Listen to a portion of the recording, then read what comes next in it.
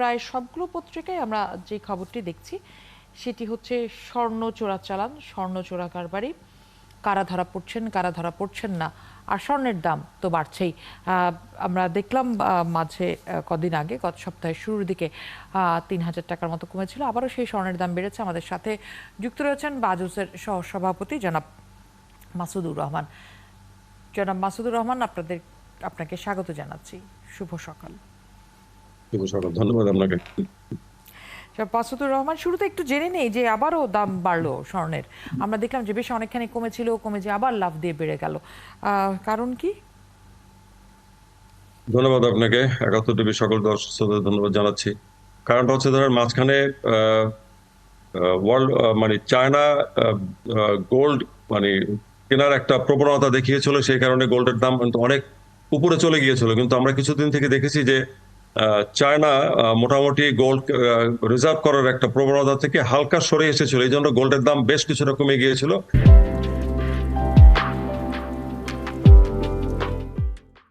আবার গতকালকে দেখলাম যে আমরা হঠাৎ করে গোল্ডের দামটা বেড়ে গেছে, তো সেই হিসাবে আমরা কিন্তু অত বেশি বাড়াইনি, মাত্র ১,০০০ টাকা যদি ভরি বলেন তাহলে ভরিতে ১,০০০ টাকা, আর পার গ্রাম যদি হিসাব করেন তাহলে ৮৫ টাকা ৭৪ পয়সা করে আমরা পার গ্রামে বাড়িয়েছি। এটা আমার মনে হয় যে যদি এই ট্রেন্ড থেকে চায়না বা বড় বড় দেশ রিজার্ভ থেকে একটু সরে আসে তাহলে গোল্ডের দাম অবশ্যই নিচের দিকে যাবে, এটাই আমাদের বেসিক্যালি ধারণা। জি, সেক্ষেত্রে মোটামুটি সাধারণ মানুষের ক্রয়সীমার মধ্যে আসলে কবে নাগাদ আসতে পারে, নাকি আসলে এটি পুরোটাই নির্ভর করছে আমাদের বিশ্ব অর্থনীতি, যুদ্ধাবস্থা, সেগুলোর উপর? এটা তো একটা বাস্তব ভিত্তিক কথা বলেছেন আপনি। যুদ্ধ বিগ্রহ তো আসলে কখনো শান্তি বয়ে আনতে পারে না।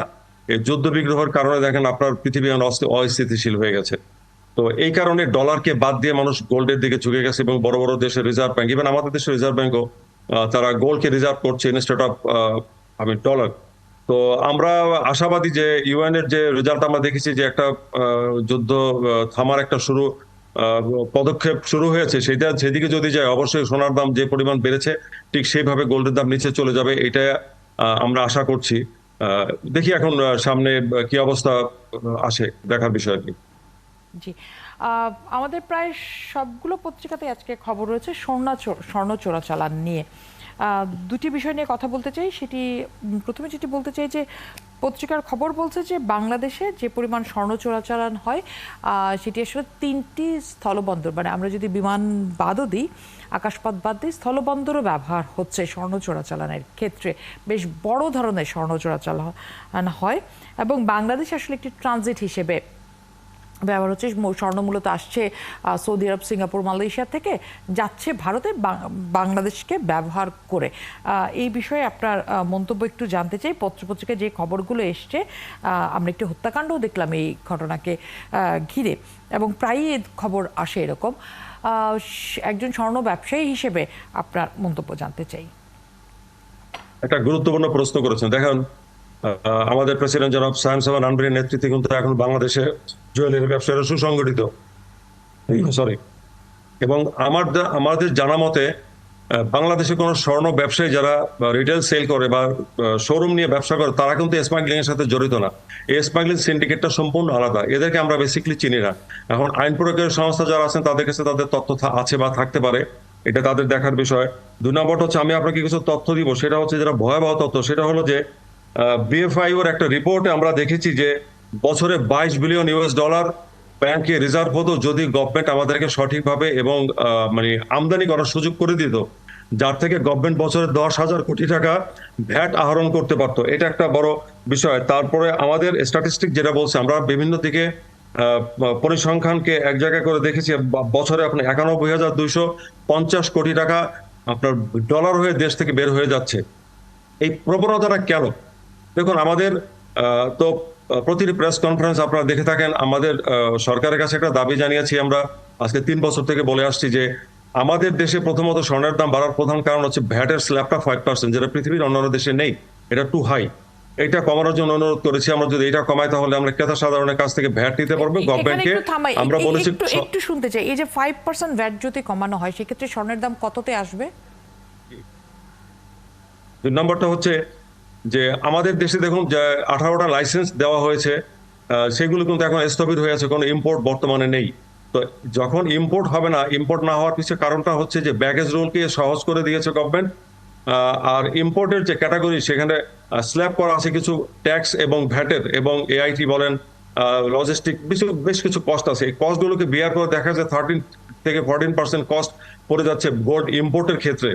আর ব্যাগেজ রুলে আনতে গেলে মাত্র 4,000 টাকা আপনি পার আপনি কি আমার প্রশ্ন 11.6। শুনতে পেয়েছেন মাসুদুর রহমান, যে যদি এই মুহূর্তে সেই ভ্যাটটি আপনারা যেটি বলছেন যে এটি উঠিয়ে দেওয়া হলে দাম কমবে, ধরুন এই মুহূর্তে যে দাম রয়েছে 1,16,000 টাকা, এই ভ্যাটটি যদি উঠিয়ে দেওয়া হয় সেক্ষেত্রে স্বর্ণের দাম কততে আসবে? এখন বিষয়টা হচ্ছে কি, আমাদের দেশে তো লিগাল সোর্সে আমরা গোল্ড পাই না। ধরেন ভ্যাটটা যদি কিছু রকম হয় তাহলে 2% কমে যাবে ইনস্ট্যান্ট, এই একটা সুবিধা।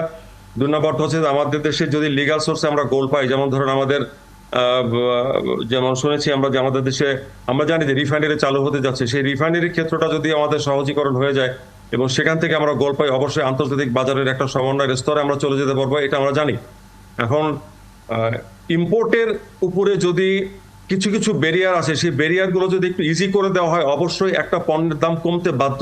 কারণ যেহেতু আমাদের দেশে তো স্বর্ণ আমরা খনি নেই, আমরা বাইরের থেকে স্বর্ণ নিয়ে আসবো, অবশ্যই গভর্নমেন্টকে ট্যাক্স ভ্যাট পে করে নিয়ে আসবো, কিন্তু সেটা একটা সহনশীল পর্যায়ে যদি নিয়ে আসা হয় তাহলে এক্সপোর্টকেও আপনার ওরিয়েন্ট করা যাবে এবং লোকাল মার্কেট থেকেও আপনার সরকার রাজস্ব পাবে, এবং আমাদের দেশের ক্রেতা সাধারণ একটু কম দামে সোনা কিনতে পারবে, যে it is compare to the world market. সেই কম্পেয়ার টু দি ওয়ার্ল্ড মার্কেটে যেতে হলে আমি মনে করি যে আমাদের বাজেটের তরফ থেকে যে প্রস্তাবনাগুলো দেওয়া হয়েছে প্রি বাজেটে, প্রেস কনফারেন্সে, সেগুলো যদি গভর্নমেন্ট একটু নজর দেয় তাহলে আমি মনে করি যে আমাদের দেশে থেকে যে স্বর্ণের যে স্বর্ণ ক্ষেত্র থেকে যে পরিমাণ রেভিনিউ আসবে, সেটা একটা বিগ ভলিউম রেভিনিউ হবে, এবং ইম্পোর্ট এক্সপোর্ট থেকে যেটা আসবে সেটা বিএফআই যে তথ্য যদি বলেন বছরে $22 বিলিয়ন কিন্তু আমাদের ট্রেড মিনিমাম হবে, এটা আমরা আশা করতেছি। এই জন্য আমরা সরকারের সহযোগিতা এবং পৃষ্ঠপোষকতা চাচ্ছি যে আপনি আমাদেরকে এই জিনিসটা দেখেন, যে আমাদের প্রি বাজেটে যে আমরা প্রস্তাবনাগুলো দিয়েছি, সেই প্রস্তাবনাগুলোর দিকে তাকিয়ে যদি আমাদের স্বর্ণ ক্ষেত্রটাকে দেখা হয় তাহলে অবশ্যই এই দেশ উপকৃত হবে, জাতি উপকৃত হবে, এবং এই দেশের ক্রেতা সাধারণ যে পরিমাণ টাকা ডলার করে বাইরে নিয়ে গিয়ে বহির্বিশ্ব থেকে সোনা কিনে নিয়ে আসতেছে, সেইগুলো থেকে প্রবণতা থেকে বেরিয়ে আসবে। তো আমি মনে করি আমাদের দেশের গোল্ড মার্কেটটাকে স্টেবল করতে গেলে অন্তত এই এই গোল্ডের দিকে সময়টাতে তাকাতে হবে। এবং যখন আসলে আমাদের সেই টাকাটি প্রয়োজন। ধন্যবাদ। আপনি রয়েছেন আমাদের সাথে। আপনার কাছে শেষ প্রশ্ন যেটি জানতে চাই, প্রথম আলোর প্রধান খবরটি যেটি আমরা দেখছি যে 3 জেলায় সীমান্ত জেলা বলা হচ্ছে, 1 বছরে প্রায় 150 কেজি সোনা জব্দ করা হয়েছে। নিশ্চয়ই এর চেয়ে আরো অনেক বেশি পাচার হয়ে গেছে। কিন্তু প্রধান খবরটি যেটি সেটি হচ্ছে যে এই ক্ষেত্রে ধরা পড়েন মূলত ছোটরা বা বাহকেরা আসলে, আর বড়রা এই আড়ালে রয়ে যান। এই বড়রা বলতে আসলে আপনিও বলছিলেন আপনার কথায় যে এই স্বর্ণ ব্যবসায়ীরা আসলে এখানে যুক্ত না, এখানে যুক্ত অন্য মানুষ। এই বড়রা তাহলে কে, কারা? স্বর্ণ ব্যবসায়ী এখানে নেই, শুধুমাত্র বাহকেরা ধরা পড়ছেন, কিন্তু এই বড় কারা, তারা আসলে কাদের এই সম্পৃক্ততা রয়েছে এখানে? এটা একটা গুরুত্বপূর্ণ প্রশ্ন আপনি করেছেন। দেখুন, এই যে দেশি বিদেশি কারা এই সিন্ডিকেটের সাথে জড়িত বা কারা এই কাজ করছে, কারা এখানে ইনভেস্টর, আমাদের বাজুসের কাছে বা আমাদের স্বর্ণ ব্যবসায়ীদের কাছে বেসিক্যালি এরকম তথ্য নেই। এটা আইন প্রয়োগকারী সংস্থা আছে দেশের, তাদের কাছে অবশ্যই থাকতে পারে বা আছে, তারা এটা ভালো বলতে পারবে। এটার উত্তর তো আমরা দিতে পারবো না, দেশের সরকার উত্তর দিতে পারবে। যে ধরা পড়ছে তাদের কাছে লিঙ্ক তো থাকার কথা আমি মনে করি। এবং দেখুন, যে কোনো একটা মোটিভ যদি আমাদের দেশে গোয়েন্দা সংস্থা ইচ্ছা করে, আপনি নিশ্চয়ই জানেন মাসুদুর রহমান যে কারা হতে পারে, কারা আসলে আপনাদের মানে মূলত তো ব্যবসা আপনারা ব্যবসা করতে পারছেন না যাদের জন্য, তাদের কিছু তো আপনারা নিশ্চয়ই জানেন। এইভাবে আসলে আমাদের ওইভাবে জানা নেই। আর যারা আপনার অন্ধকারে থেকে বিজনেস করে, এই বিজনেসটা তো আমাদের তো প্রকাশ্য বিজনেস, আমরা লাইসেন্সারি ব্যবসায়ী, কিন্তু যারা এই ব্যবসাটা করে আসলে তাদের সম্বন্ধে আমাদের বাজুসের বা আমাদের স্বর্ণ ব্যবসায়ীদের ওইরকম কোন ধারণা সত্যিই নেই আমাদের। আর এটা আমি মনে করি দেশের গোয়েন্দা সংস্থা, দেশের সরকার, তাদের দায়িত্ব এটাকে খুঁজে বের করা এবং এটাকে আপনার বিচারের আয়ত্তে আনা, যে যারা এই পথ থেকে যেন সরে আসে। এবং সরকার চেষ্টা করলে না পারে এমন কোনো কাজ নেই। সরকার যদি ইচ্ছা করে, উদ্যোগ নেয়, তো অবশ্যই এটাকে আপনি ফাইন্ড আউট করে জনগণের সামনে নিয়ে আসতে পারবে, দেশের সামনে নিয়ে আসতে পারবে, এবং আমি মনে করি যে দেশকে তারা কিছু দিতে পারবে এই ক্ষেত্রে থেকে। অনেক ধন্যবাদ জনাব মাসুদুর রহমান আপনার চমৎকার আলোচনার জন্য। আগামীতে নিশ্চয়ই আবারও কথা হবে। ভালো থাকবেন।